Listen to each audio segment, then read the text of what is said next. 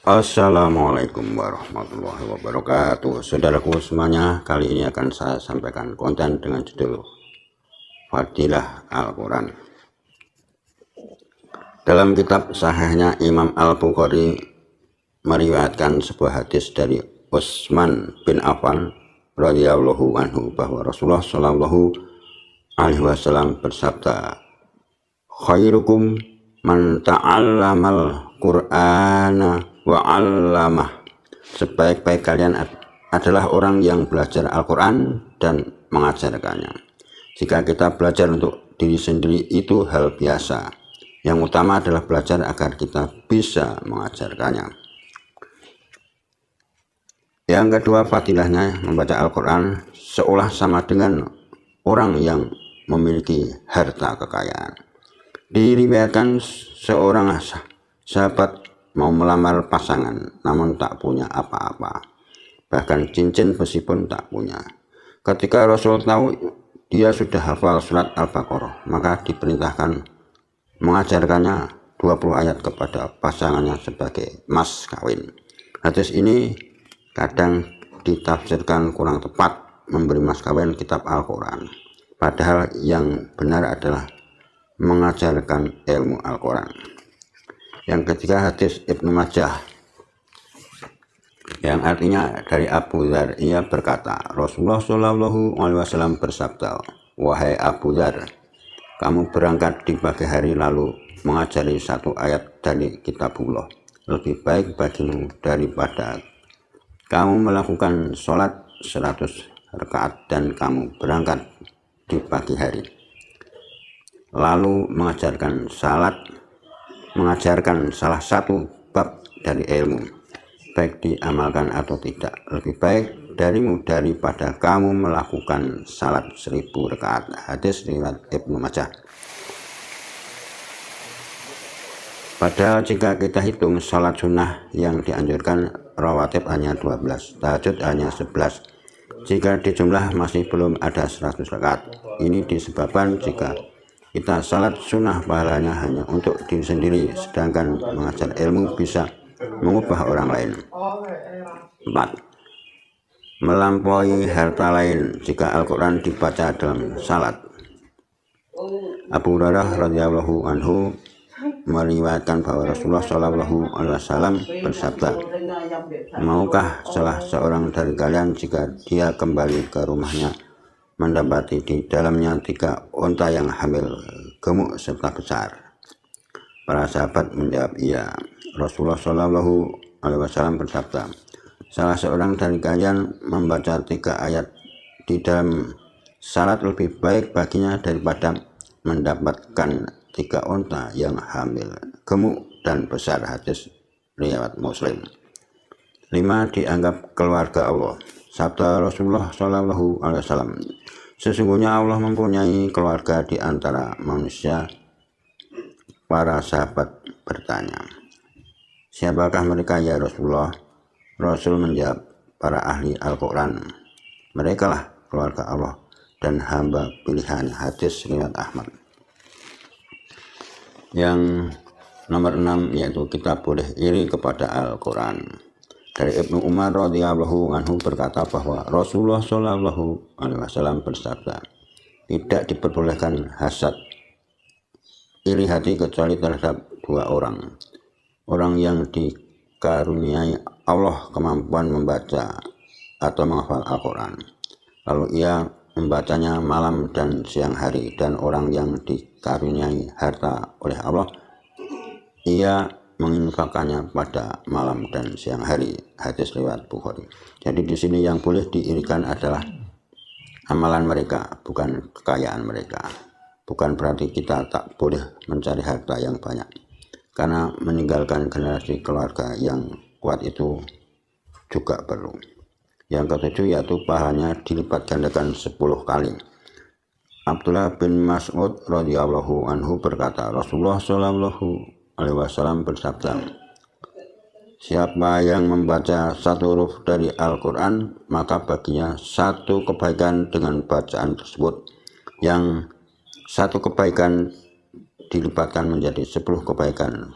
Semisalnya dan aku tidak mengatakan alif lam mim satu huruf, akan tetapi alif satu huruf, lam satu huruf, dan mim satu huruf. Hadis riwayat Tirmidzi. Salah paham yang terjadi adalah karena ingin mencari pahala banyak dengan usaha minimal.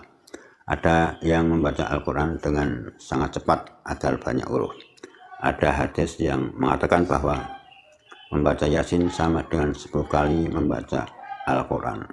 Lalu yang dibaca hanya Yasin saja, padahal bukan itu maksudnya. Yang nomor 8 yaitu hadis qudsi tentang janji Allah melebihkan pahala kepada ahlul Quran. Dari Abu Sa'id radhiyallahu anhu berkata, Rasulullah shallallahu alaihi wasallam bersabda, Allah berfirman, barang siapa yang disibukkan oleh Al-Quran daripada berzikir kepadaku dan memohon kepadaku, maka aku berikan kepadanya sesuatu yang lebih utama daripada yang aku berikan kepada orang-orang yang memohon kepadaku, dan keutamaan kalam Allah di atas seluruh perkataan adalah seumpama keutamaan Allah atas makhluknya. Hadis riwayat Tirmidzi. Yang nomor 9, kelak ketika naik ke surga itu naik tangga. Kelak ketika naik ke surga itu naik tangga, dan tiap bacaan satu ayat mengantarkannya naik ke tangga satu anak tangga. Dari Abdullah bin Umar radhiyallahu anhu berkata bahwa Rasulullah shallallahu alaihi wasallam bersabda, pada hari kiamat kelak akan diseru kepada ahli Al-Quran, bacalah dan teruslah naik, bacalah dengan tartil seperti yang engkau telah membaca dengan tartil di dunia, karena sesungguhnya tempatmu adalah pada akhir ayat yang engkau baca. Hadis riwayat Ahmad, Tirmidzi, Abu Dawud, Nasai, Ibnu Majah, dan Ibnu Hibban. Hadis-hadis tersebut dikuatkan oleh hadis lain yang menyebutkan bahwa jumlah anak tangga menuju surga sama dengan jumlah ayat Al-Quran. Dan bagi mereka yang sering membaca Al-Quran akan makin lancar menaiki tangga surga.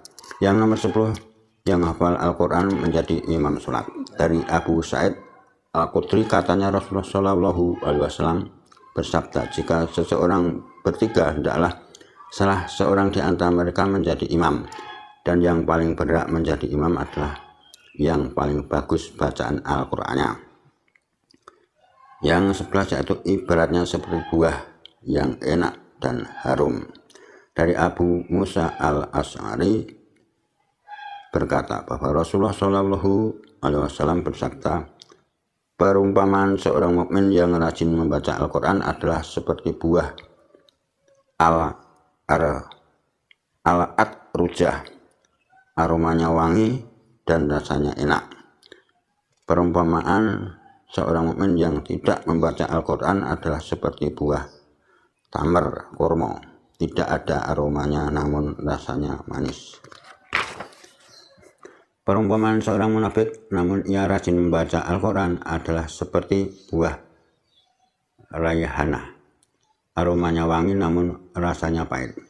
Sedangkan perumpamaan seorang munafik yang tidak rajin membaca Al-Quran adalah seperti buah hanzalah, tidak memiliki aroma dan rasanya pun pahit. Al-Bukhari. Yang nomor 12, hadis lain menyebutkan ada dua macam obat, madu dan Al-Quran. Diyakini bahwa yang dimaksud Al-Quran itu adalah obat penyakit hati. 13, sebagai syafaat bagi pembacanya. Dari sahabat Abu Umamah radhiyallahu anhu, saya mendengar Rasulullah bersabda, bacalah oleh kalian Al-Quran, karena ia Al-Quran akan datang pada hari kiamat kelak sebagai pemberi syafaat bagi orang-orang yang rajin membacanya. Hadis riwayat Muslim. Maka marilah kita tiap hari membiasakan untuk selalu membaca Al-Quran. Demikian yang bisa saya sampaikan, semoga bermanfaat. Barakallahu fikum. Kurangnya mohon maaf. Assalamualaikum warahmatullahi wabarakatuh.